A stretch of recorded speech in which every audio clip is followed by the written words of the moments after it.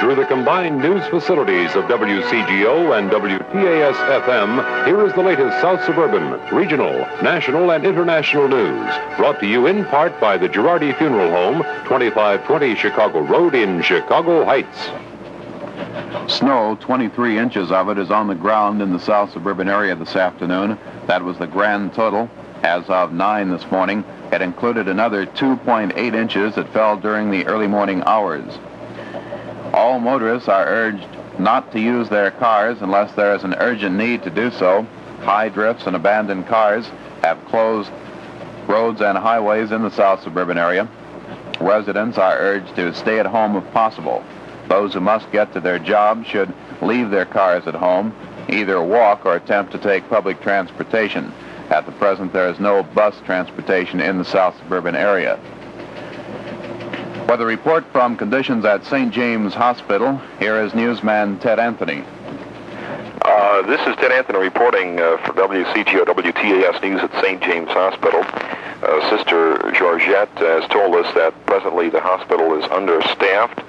Normally during this period of day they would have 35 to 40 doctors. Right now they have about 4 or 5. Right now it's about 4.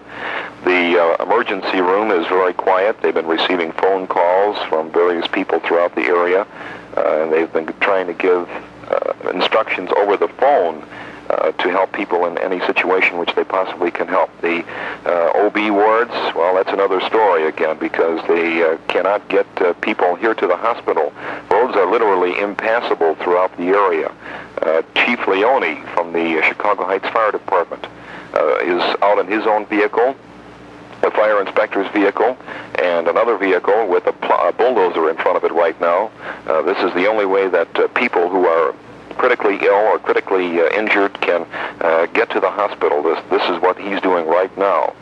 As far as the food situation here at the hospital, the A&P Food Store on Halstead and Chicago Heights has offered to help with the milk shortage. Dixie Dairy will be helping with the milk shortage just as soon as they can get a truck out.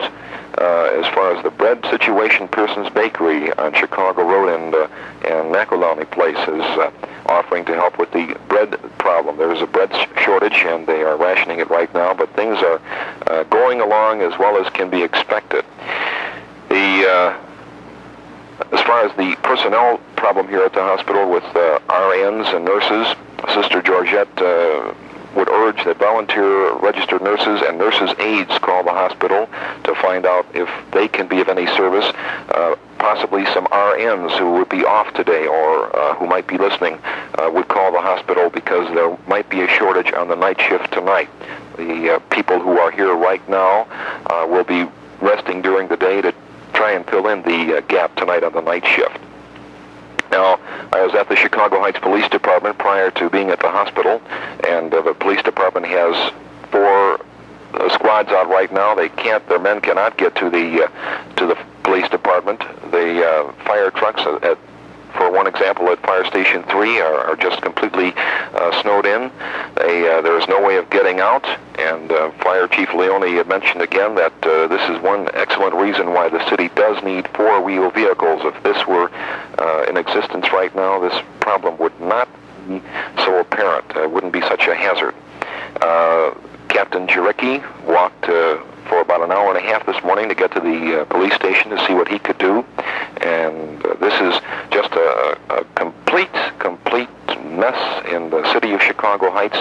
And one other thing, Fire Chief Leone mentioned that people should please clear away fire hydrants. If a fire truck does have to get out, have all fire hydrants possible that you can see, that you know in your neighborhood, clear them out immediately, if not sooner, because this could be a very great hazard in fighting a fire if these hydrants were not cleared. So that's it for right now. This is Ted Anthony reporting for WCGO WTAS News at St. James Hospital. Here's a roundup of conditions throughout the South Suburban area. At Park Forest, roads are not passable. The shopping center is closed. There are no serious injuries reported. Of course, schools are closed in Park Forest. At Dalton, stores, schools, and shops are closed. Thorn Ridge is housing 300 pupils and 12 teachers who have been there Since yesterday afternoon, another 200 persons are being sheltered at the Dalton Bowl, and food is being taken in by Dalton police.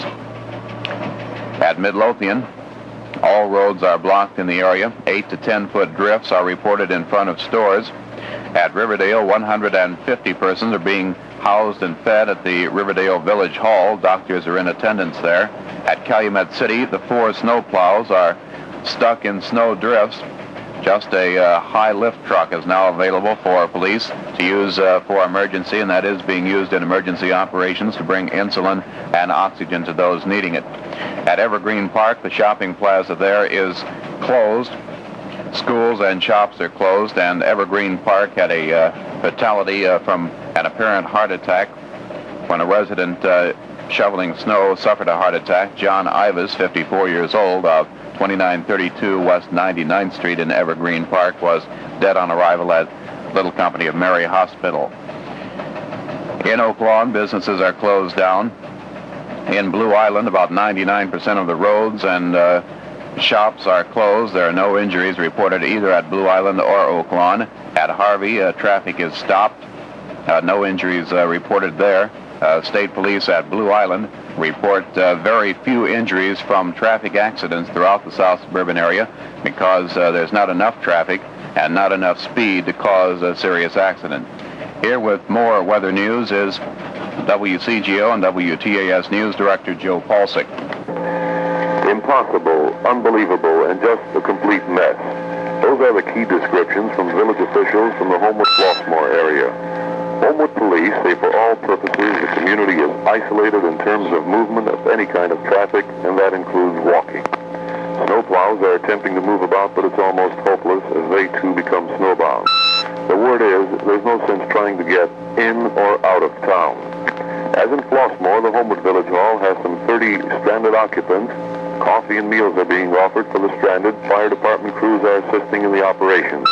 In Flossmoor, one crew battled their way to pick up a druggist in response to a call from a patient for medicine.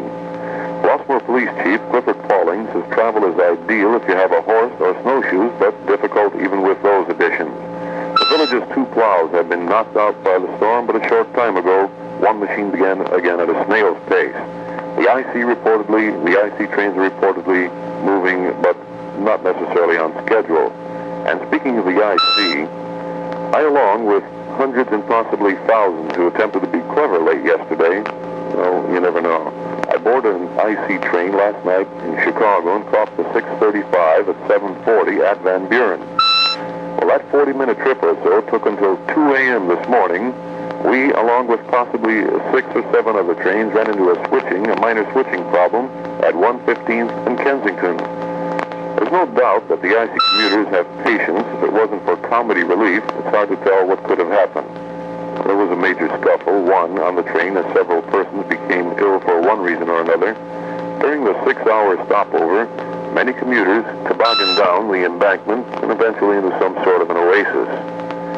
Of course, there were those who were legitimately ill but could do very little because of the absence of washrooms or any facility on the IC. Nevertheless, the efforts of the understanding as an example, what first appeared to be an IC conductor, later discovered to be a naval officer who waltzed down the aisle bravely after 4 stranded hours, saying, "Hope you're having a pleasant journey." Well, it did help pass the time to morning anyway. But with no communications inside or outside of the train and platforms wherever they are, a journey one will never forget too soon. Just ask a few thousand who were there. This is Joe Paulsick reporting. We'll have more news after this message.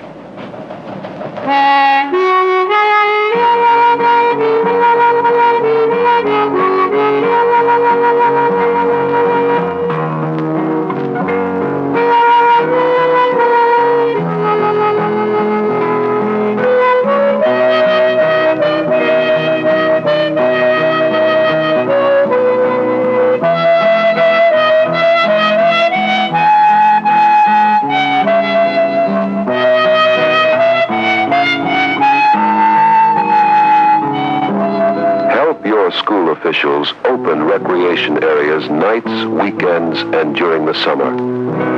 If you don't help, nobody else will.